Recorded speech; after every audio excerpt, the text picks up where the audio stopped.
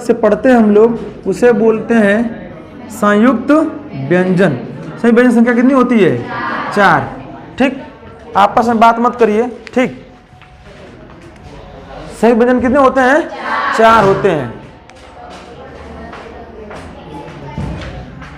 4 कौन कौन से होते हैं? छ, त्र। देखिए कुछ जगहों पर ऐसे लिखा होता है, बच्चे कंफ्यूज रहते हैं, सर जी ये वाला सही है कि ये वाला सही है। दोनों सही है, लिखने का तरीका बस अलग अलग है। यही त्र जो है, यही त वाला इतना मिटा दीजिए, वही तो बतिया हो गई। यही होता है त्र। उसके बाद ज्ञ, उसके बाद क्या होता है? श्रव। देखिए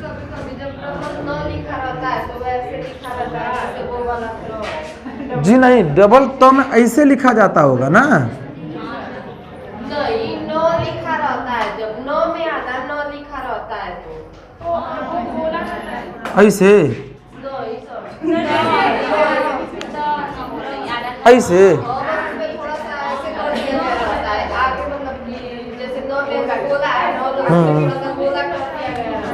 मैंने आप ऐसे कर रही हैं?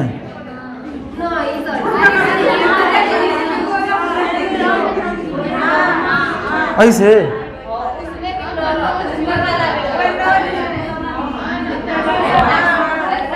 और वही तो बतिया है, यही बतिया यहाँ लिखी गई है। इसी बात को इस रूप में लिखा गया है। बात समझ गई? वो अलग नहीं है। ठीक, जैसे देखिएगा आप सामान्यतः शांत रहिए, देखिए हम लोग ऐसे लिखते हैं ना प्रश्न, लेकिन इसको आप लिखेंगे तो इस प्रश्न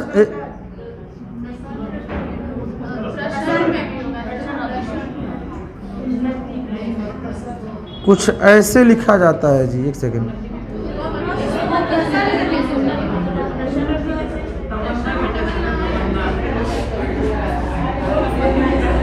हाँ इसको लिखा जाता है। अगर ऐसे आप लिख रहे हैं, या तो आप चाहें तो ऐसे लिखा जाता है। इस बतिया यही न कह रहे हैं। देखिए यह भी बात सही है और यह भी बात सही है, इसी 9 में 9 लगा होता है, वो अलग जो होता है। ठीक, चलिए शांत रहिए। तो छ, त्र, ज्ञ और श्र। छ जो होता है, मैं बताया था, शब्दकोश पढ़ाए है ना। शब्दकोश में सवाल बनता है कि छतरी वाला छ जो है, बड़ा छ, इससे पहले क्या आता है शब्दकोश में? तो क आता है। जब क आता है तो इसका हो जाएगा आधा क और क्या हो जाएगा? मूर्धन्य स। यह मिलकर इसमें सवाल ऑप्शन आपको जब देगा एग्जाम में, तो पहला ऑप्शन डायरेक्ट ऐसे लिख के देगा, दूसरा ऑप्शन ऐसे लिख के देगा, तीसरा ऑप्शन ऐसे लिख के देगा और चौथा ऑप्शन ऐसे। अगर ध्यान नहीं देंगे तो आप कोई भी ऑप्शन नहीं ध्यान दिए तो इसको मार सकते हैं, इसको मार सकते हैं, लेकिन ध्यान देना है कि जो पहला शब्द होगा वह आधा रहेगा। आधा का शाब्दिक अर्थ नहीं, आधा नहीं उच्चारण करते हैं, उसे बोलेंगे स्वर रहित रहता है। क्या बोलेंगे? स्वर रहित। और यह क्या है? स्वर सहित है। इसका खंडन हम कर सकते हैं कि नहीं? इसको अगर मैं तोड़ूं तो यह हो जाएगा शधन अ, होगा कि नहीं होगा? लेकिन इसको खंडन कर सकते हैं, इसलिए कि यह स्वतंत्र रूप से व्यंजन है, न कि स्वर है। और जब स्वर हो जाएगा तो यह व्यंजन का रूप ले लेता है, और व्यंजन का उच्चारण किसके द्वारा किया जाता है? स्वरों की सहायता से। चलिए, तो यहाँ पर ऑप्शन कौन सा होगा? चौथा ऑप्शन क्या हो जाएगा? सही। अब देखिए त्र में, त्र किससे पहले आता है शब्दकोश में? त के बाद आता है, और त्र से पहले कौन आता है? त। जब त आएगा तो त यहाँ पर आधा हो जाएगा, र पूरा रहेगा। इसी से मिलकर, इसीलिए इसे हम क्या बोलते हैं? संयुक्त व्यंजन के नाम से जानते हैं। अगला ज्ञ। ज्ञ में देख रहे हैं तो यहाँ पर हो जाएगा ज, और क्या हो जाएगा? इया हो जाएगा। देखिए कुछ लोग पढ़ते हैं इसका उच्चारण इया, तो इया नहीं होता है, इया होता है। इसको अब बता चुके हैं, जब पंचमाक्षर बता रहे थे तो अंग, इय, ड़, न और म, ये चारों जो होते हैं वह क्या होते हैं? पंचमाक्षर। पंचमाक्षर का उच्चारण क्या होगा? नासिक के होता है, अनुनासिक नहीं बोलेंगे, नासिक के वर्ण इसे नाम से जानते हैं, ठीक है ना। अनुनासिक बोल देंगे तो वह क्या हो जाएगा? चंद्र बिंदु वाला क्या बोलते हैं? अनुनासिक कहा जाता है। अब समझिए, अनुस्वार नहीं है, यह अनुस्वार है, यह विसर्ग है, और यह क्या है? अनुनासिक है, और यह सभी क्या है? नासिक के वर्ण, मतलब मुख के साथ साथ नाक इसमें लेकर बोलेंगे। बात समझिए ना। इन दोनों को बोलते हैं हम लोग अयोगवाह कहा जाता है। कोई दिक्कत? ठीक। अब देखिए स्र में तालव्य स होता है और र होता है। देख रहे हैं दोनों अलग अलग वर्ण से मिलकर बना है, इसीलिए इसे क्या बोलते हैं? संयुक्त व्यंजन के नाम से जानते हैं। 44 में फिर 4 जोड़ दीजिए, कितना हो गया? 48। बात समझिए ना। और 2 ठो और क्या जोड़ दीजिए? उत्क्षिप्त जोड़िए। इतने के बाद अगला, समझ में आ गई बात? इसमें कोई समस्या किसी को? मिटा दूं? सवाल यही बनेगा, संयुक्त निम्न में से कौन सा संयुक्त व्यंजन नहीं है? अगर ऐसे दे देगा और बोलेगा निम्न में से कौन सा संयुक्त व्यंजन नहीं है, तो आपको पता है यही 6 नहीं है। लेकिन जो नहीं ध्यान देगा वो समझेगा 6, तो इसको मार सकता है इसको। तो यह सभी जो है वह क्या है? संयुक्त व्यंजन है। और यह स्वतंत्र रूप से उच्चारण स्थान क्या है इसका? तालु है, तालव्य भी कह सकते हैं। किस वर्ग का है? च वर्ग का है। बात समझ गई सबको ना।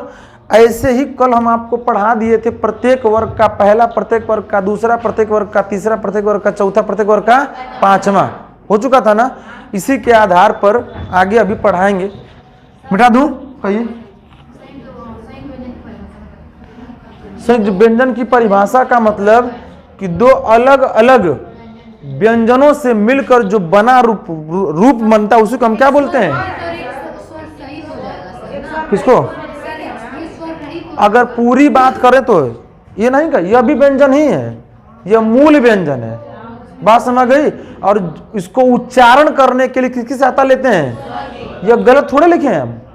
यह व्यंजन तो है लेकिन मूल है, और मूल व्यंजन का उच्चारण हम नहीं कर सकते हैं। उच्चारण के लिए किसकी सहायता ली जाती है? स्वर की। तो आप परिभाषा ऐसे बोल सकते हैं कि व्यंजन, अलग अलग व्यंजनों के मेल से जो बनता है एक मूल व्यंजन, उसी को हम क्या बोलते हैं? संयुक्त व्यंजन कहते हैं। अगर परिभाषा पूरा लिख लीजिए, एक स्वर रहित व्यंजन, दूसरा स्वर सहित व्यंजन के मेल से जो नया व्यंजन का निर्माण होता है उसी को हम क्या बोलते हैं? संयुक्त व्यंजन कहते हैं। इसकी परिभाषा आज तक एग्जाम में नहीं आई, अंतर्थ की पूछी गई है, इसीलिए मैं मेंशन किया था, आप लिख सकते हैं। मिटा दूं? इसके बाद अगला कौन सा है? उसी को हम बोलते हैं, देखिए उसके कई नाम हैं। पहला तो नाम यही उत्क्षिप्त व्यंजन, ठीक है ना। दूसरा द्विगुण व्यंजन, और तीसरा आगत इसे नहीं बोलते हैं, नए या विकसित वर्ण के नाम से भी जानते हैं, ठीक है ना। आगत क्या अभी बता देंगे भाई। और आगत वाला इसमें नहीं आते हैं वर्णमाला में। आगत वाले शब्द किसी शब्द का उच्चारण करने के लिए हम लोग, अब आगत का मतलब क्या होता है सामान्यतः? विदेशी भाषाओं को हम लोग जो बोलने में ला लिए हैं, और मैक्सिमम आगत वर्णों का जो प्रयोग होता है वह किसमें होता है? उर्दू में किया जाता है, फारसी में किया जाता है, ठीक है। अभी बता देते हैं। उत्क्षिप्त व्यंजन द्विगुण या नए विकसित वर्ण कितने होते हैं? सिर्फ 2 ही होते हैं। एक होता है ड और एक होता है ढ। देखिए दोनों में अंतर है। अब देखिए इस दोनों को एग्जाम में सवाल अगर पूछता है शब्दकोश में कि शब्दकोश में ड किस र से पहले क्या आता है, तो आप बताएंगे ड आता है, और ढ से पहले क्या आता है तो ढ आता है। यह डमरू वाला है और यह लड़की वाला है, लड़का वाला है, और यह ढक्कन वाला है और यह पढ़ना वाला है। बात समझ गई ना। दोनों में अंतर है। इसके नीचे बिंदी लगी है, और इसी को हम बिंदी शब्द का प्रयोग न करके समानतः बोलते हैं क्या, नुक्ता बोला जाता है। कौन सा? ताड़न, हाँ कुछ जगह पे बोला जाता है, हाँ सही बोले, सॉरी, नुक्ता ये होता है, ये इसके बगल में लगाते हैं तो ठीक। इसको हम इन दोनों को देखिए, उत्क्षिप्त व्यंजन द्विगुण नया विकसित वर्ण की परिभाषा पर क्या पूछता बताइए, कहीं बढ़िया इधर से बॉयज में कोई बता दीजिए, उत्क्षिप्त व्यंजन की परिभाषा, इसको उत्क्षिप्त व्यंजन क्यों बोला जाता है? बॉयज में से कोई भी?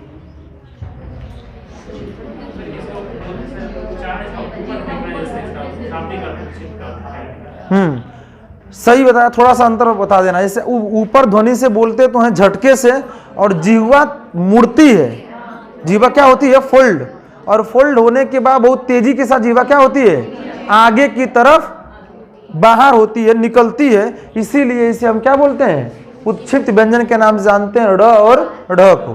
ठीक, तो यह 48 में 2 जोड़ दीजिए, कितना हो गया, 50। और अभी बताएं अयोगवा 2 मिलकर कितने हो गए, 52।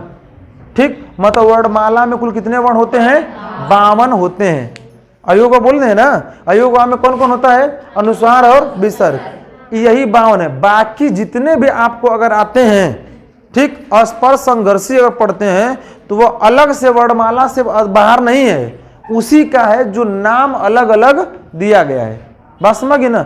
इस तरीके से वर्णमाला में कुल वर्ण कितने होते हैं, 52। अगला व्यंजन वर्ण कितने होते हैं, स्वर वर्ण कितने होते हैं, 11। संयुक्त व्यंजन कितने होते हैं, अयोगवा कितने होते हैं, 2। उत्क्षिप्त कितने होते हैं, 2। क्लियर हो गया इतनी बात? यह पूरा वर्णमाला से संबंधित प्रश्न थे। ठीक, अब उसमें से कुछ ऐसे वर्ण हैं जिनका उच्चारण अलग अलग ध्वनियों के साथ स्वर तंत्रिकाओं में कभी झंकार उत्पन्न होगा तो कभी नहीं उत्पन्न होगा। कभी आप उच्चारण करेंगे तो मुख से कम वायु बाहर निकलेगी, कभी ज्यादा वायु बाहर निकलेगी। इस आधार पे हमारे नवीनतम वैयाकरणों ने कुछ अलग अलग वर्णों को विभाजित किया है। बात समझिए ना? उसी के आधार पर अलग से हम लोग पढ़ेंगे। इतने में कोई समस्या? चलिए मिटा दूं।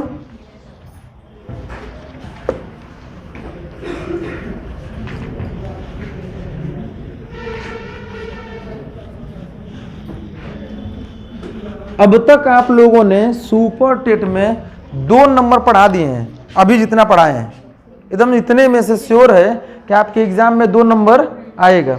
ठीक, अगला सवाल बनेगा, पूछा गया सवाल है, देखिए मैंने प्रैक्टिस सेट में पूछा गया है कि ऑप्शन दिया है यहाँ पर ल, र, य, व, ठीक है ना, सॉरी, ठीक, और सवाल बना हुआ है निम्न में से कौन सा अर्ध स्वर है। तो अर्ध स्वर पूछ रहा है तो क्या होगा, य होगा। बात समझ आ गई? यही बात संस्कृत में पूछ देगा तो उसमें सवाल होगा अर्ध स्वर नहीं है, समझिएगा। ऑप्शन सब यही रहेंगे। हिंदी में पूछेगा तो ऑप्शन य सही होगा अर्ध स्वर, और अंग्रेजी में संस्कृत में पूछेगा तो बोलेगा अर्ध स्वर नहीं है, तो क्या हो जाएगा, ब हो जाएगा। इसलिए कि हिंदी संस्कृत में य, र, ल, व ये चारों किसमें आते हैं, अर्ध स्वर में गिने जाते हैं। ठीक, अगली कंडीशन मैसर सूत्र पढ़े सब लोग, कितने होते हैं, इतना पॉपुलर सवाल है कि सुपर टेट 2018-2019 मतलब 68,500 और 69,000 दोनों में यह सवाल पूछा गया था आपके। बात समझ गई? आप कुछ यही कि मैसर सूत्र की संख्या कितनी होती है, 14 होती है, लेकिन फिर भी कुछ टेट में पूछा गया था, लेकिन कुछ लोगों के आंख पर एकदम पट्टी अनुहाए रहते हैं। ठीक, वो दिखता है कि 14। अगली कंडीशन अंतर क्या करता है, कभी अंक में लिख देगा, कभी शब्द में लिख देगा। बात समझ गई? तो कोई लोगों को 14वीं का चांद नजर आ जाता है। ठीक, तो वही बात है, चीजें खराब हो जाएंगी। अगला सवाल देखिए बनता है आपका, पूछा गया है पार्श्विक वर्ण कौन होते हैं, ल, कल पढ़ा चुके हैं पार्श्विक वर्ण। अगला सवाल बना हुआ है स्पर्श संघर्षी वर्ण, स्पर्श संघर्षी वर्ण। अब देखिए पहले हम बात करेंगे स्पर्श व्यंजन कितने होते हैं, 25, मतलब क, च, ट, त, प में से ही होंगे। अगली देखिए संघर्षी का मतलब ये होता है जिह्वा का तालु के साथ कहीं ना कहीं क्या हो, संघर्ष से उच्चारण हो रहा हो।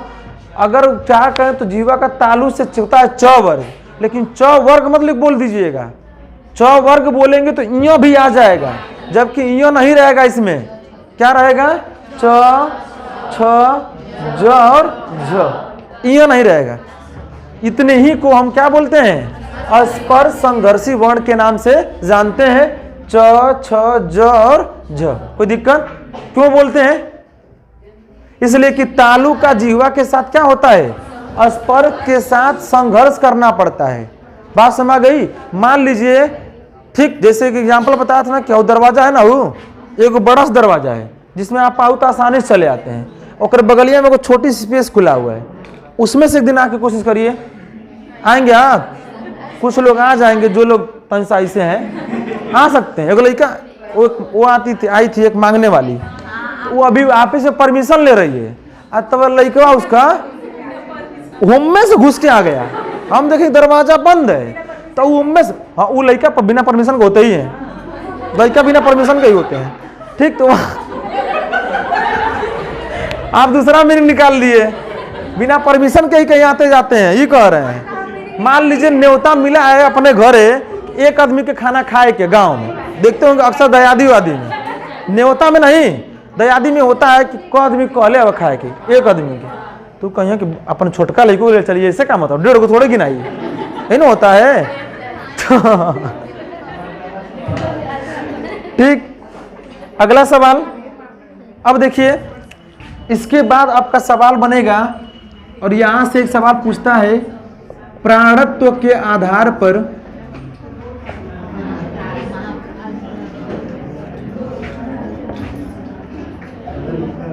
वर्ण के भेद। शोर मत करिए, थोड़ा शोर मत करिए, ठीक है। प्राणत्व के आधार, प्राण माने होता क्या है, वायु होता है, ठीक है ना। देखते होंगे सामान्य भाषा को बताने के लिए मैं बताता हूँ, बोलते हैं ना कि उनके प्राण पखेरु हो गए, ऐसा सुने हैं। जब किसी व्यक्ति की मृत्यु हो जाती है तो वहाँ पर लोग ऐसा डायरेक्ट नहीं बोलना चाहिए कि वो मर गए, ये तो नॉर्मल इंसान बोलता है जो अनपढ़ है इन केस, लेकिन हम लोग के शाब्दिक तौर पे ये बोल सकते हैं कि उनका देहावसान हो गया, ठीक है ना, वो इस दुनिया में नहीं रहे, या ऐसा बोल सकते हैं कि क्या, कि उनका प्राण पखेरु हो गए। तो प्राण का मतलब ये होता है ना कि मुख से, अब मान लीजिए आप कोई व्यक्ति एकदम सो रहा है एकदम शांत, अब वहां जाके आपको चेक करना कि देखिए जी रहा है कि, तो आप ये नहीं करेंगे ना कि सांस लगाता होता, नहीं तो देखो देखिए दिलवा चलता कि ना चलता, ये देखेंगे। इसके अलावा और कुछ बता दीजिए, आप गोड़ गिरा के देखेंगे तो वो तो नीति में तो करेंगे इधर चला जाएगा, हो जाएगा कि नहीं हो जाएगा, नहीं होगा, ठीक। तो उसी तरीके कोई लोग तो ऐसे सो जाते हैं कि उनके कनवा में जाके बोलो जागो हो, माने 3 हला बोलबा तो चौथी वाला रिस्पांस आता है, खास कर महिलाओं में पाया जाता है, पुरुषों में नहीं होता है। चलिए आगे देखिए, हम मान लीजिए हम लोग में पाया जाता है, तो हम लोग पुरुष थोड़ा, हम तो लड़के हैं हम लोग, है कि नहीं। चलिए आगे देखिए, प्राणत्व के आधार पर कितने होते हैं, 2 होते हैं। सबसे पहला देखिए क्या होता है, पहले तनिक कम वायु बाहर निकाले, पहले अगर मुख से, अल्प माने होता है कम और प्राण माने वायु, जिस वर्ण का उच्चारण करने से मुख से कम वायु बाहर निकले उसे हम क्या बोलते हैं, अल्प प्राण। और दूसरा होता क्या है, महाप्राण। महाप्राण का मतलब एकदम प्राण नहीं निकलेगा, मतलब मुख से अधिक वायु। महा का शाब्दिक अर्थ होगा अधिक, और प्राण माने वायु। दोनों की परिभाषा अपने अकॉर्डिंग अपने कॉपी में क्या करिएगा, दर्ज कर लीजिएगा। यही परिभाषा किताबों में मिलेगी, जिस वर्ण का उच्चारण करने से मुख से कम वायु बाहर निकले उसे अल्प प्राण, और जिस वर्ण का उच्चारण करने से मुख से अधिक वायु बाहर निकले उसे क्या बोलेंगे, महाप्राण। अब देखिए कौन कौन से वर्ण को उच्चारण करते हैं तो अल्प प्राण। इसके लिए एक ट्रिक बताए थे, याद है किसी को, बताए थे, पहला, तीसरा, पांचवा प्लस, बस इतना जिसको याद है वो समझ लीजिए जान गया क्या है, वो अल्प प्राण है। बात समझ गई ना। यह बात सबको रटवा दिए थे, ठीक। पीछे से आप ही बता दीजिए, उनके पीछे वाले में आप ही, हाँ प्रत्येक वर्ग का तीसरा वर्ण क्या होता है? हाँ हाँ बोलने दीजिए उनको, उनसे आगे उनसे पूछ रहे हैं। हाँ है, हाँ गुड। तीसरा आपका, पहला सबको याद होगा ना, क च ट त प। तीसरा क्या होता है? ग ज ड द ब, यही होता है ना। इसके बाद उधर से बता दीजिए, बताइए खम्मे के पास पांचवा बता दीजिए। शांत रहिए।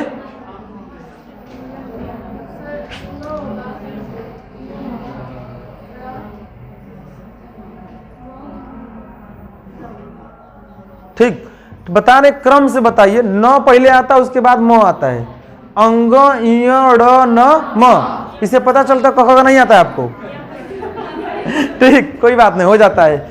अब देखिए क्या है, प्रत्येक, इसका मतलब समझ रहे हैं ना, प्रत्येक वर्ग का पहला, प्रत्येक वर्ग का तीसरा, प्रत्येक वर्ग का पांचवा प्लस अंतस्थ। अंतस्थ आपको बता चुके हैं, अभी बताएं। य र ल और व, यह जितने वर्ण होते हैं वो सब का उच्चारण करेंगे तो मुख से कम वायु बाहर निकले। एक को याद करना है बस। अगर इसको याद कर, बचा क्या? देखिए इसमें बच गया दूसरा और चौथा, उसके बाद क्या है? आप क्या हो जाएगा? ऊष्म व्यंजन। अब समझ लिए, या तो इसको याद करिए या तो इसको याद करिए, और जो छूट जाएगा वही ऑप्शन हो जाएगा। बहुत आसान होता है, लेकिन कंडीशन क्या हो जाती है, एग्जाम में सिर्फ एक बतिया पूछेगा, ख और घ, निम्न में से कौन सा वर्ण है? ठीक, तो अब देखिए अल्प है कि महाप्राण है? तो महाप्राण होगा ना, इसलिए कि प्रत्येक वर्ग का दूसरा है और चौथा है कि नहीं है। बात समझ गई ना? इसी तरह यह बात छोड़े, समझ रहे हैं? अपनी कॉपी में सब लोग क च ट त प, तीसरा क्या हो जाएगा? ग ज ड द ब, अंग इय ड़ न। पूरा नहीं लिखेंगे जब तक, इस बात में से पूरा नहीं पूछेगा एग्जाम में, कोई एक उठा देगा। अब पूछेगा निम्न में से कौन सा अल्प प्राण है, महाप्राण है? तो इसके लिए आप बस पहला, तीसरा, पांचवा के साथ साथ क्रम भी याद रखे रहिए, नहीं तो फिर वही बतिया है कि कॉपी पे रफ कार में जाके पहले क ख ग पूरा लिखे के पड़ी। लिख लेंगे तब क्रम बनाएंगे। जो प्रश्न संख्या आपको मात्र 10 सेकंड में हल करना था, उसके लिए आपने टोटली 1 मिनट का समय क्या कर लिया, ले लिया। और मैं बताया हूं कि एग्जाम में कठिन कब होता है? जब आपको नहीं आता है, और जब आता है तो पेपर क्या होता है? आसान। अब समझिएगा, कभी भी पेपर सेटर जो होता है सारे प्रश्न कठिन नहीं बनाता है। 50-50 क्या होता है? 150 में 75 क्वेश्चन जो होते हैं वो आसान होते हैं, और 75 जानबूझ के कठिन डाला जाता है कि आसान समय में, आसान सवालों को हल करने में समय बचा के कठिन सवालों में अपने समय का क्या करेंगे? सदुपयोग कर लेंगे, और आपका पेपर और आपकी मानसिक संतुलन क्या रहेगा? आसान रहेगा, बना रहेगा। लेकिन जो प्रश्न आपको धारणा बन जाती है कि 1 मिनट में एक क्वेश्चन करना है, भाई 150 मिनट में 150 क्वेश्चन करना होता है ना। आप सोचते हैं कि 1 मिनट में ना मिलल है, तो एक क्वेश्चन मान लो कोनो आ गया, नाम सवाल पूछ दिया, स्वर वर्ण कितने होते हैं, आपने 11 मार्क के अगल और बगल, कि देख ले कौन है, पहले ताक लेते हैं कि 1 मिनट पूरा हम सदुपयोग कर लें, अगल बगल ताक के, यही ना होता है। हाँ मान लीजिए आप लोग नहीं करते, लड़के हीरो होते हैं, है कि नहीं है? हीरो पहले अगल बगल देखता है, फिर फाइट करना चालू करता है कि नहीं है? चलिए आगे देखिए।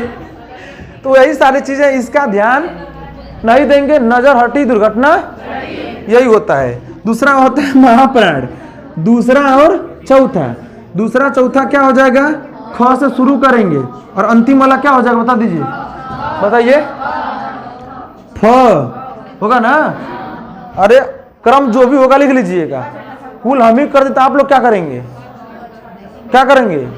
हाँ देख लो, देखेंगे मैंने आल देख रहे ना, ख कैसे लिखा ला है, वो तो हम जानबूझ के बोले हैं। चलिए लिखिए।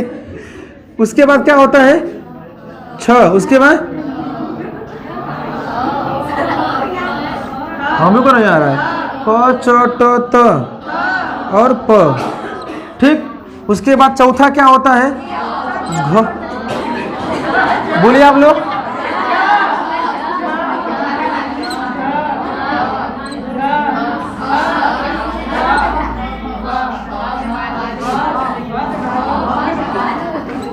वो तो हम चेक करते हैं आप लोग आ रहा है कि नहीं आ रहा है। उसमें व्यंजन क्या होते हैं?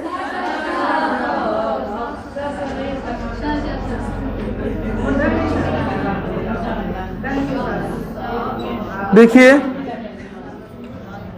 ह तो लिख लीजिए, ह से होता है, लेकिन कुछ जगहों पे किताबों में ह को मेंशन नहीं किया है, इसीलिए इन तीनों को बस देता है, तो इसी को एग्जाम में दे देता है क्या? बस सकार। और सकार का मतलब होता है कि बोलते समय स की ध्वनि क्या हो? निकले, बस। ठीक, इसको क्या बोलते हैं? उच्चारण स्थान, तालव्य, इसका मूर्धन, इसका दंत, इसको काकल्य वर्ण के नाम जानते हैं। कल इतनी बार बता दिए थे। यह है आपका प्राणत्व के आधार पर स्वर वर्ण मत लिखिएगा, कुछ भी नहीं, वर्ण के भेद। यह हो जाएगा आपका अल्प प्राण और महाप्राण। इतनी बात समझ में आ गई? मिटा दूं? कोई समस्या नहीं? तो फिर जैसे ही खत्म हो जाएगा, वर्ण परिचय और शब्द खत्म जैसे कर लेंगे, तो आप लोगों का एगो टेस्ट लेंगे। ठीक, टॉपिक टेस्ट होगा नॉर्मल क्लास में ही, तुरंत वहीं पर करेंगे, तुरंत वहीं पर आपको हम ले भी लेंगे कॉपी। ठीक, तो देख ले कि बस हाँ हम मिला रहे हैं गुरुजी के संगमा कि कुछ आ भी रहा है आप लोगों को।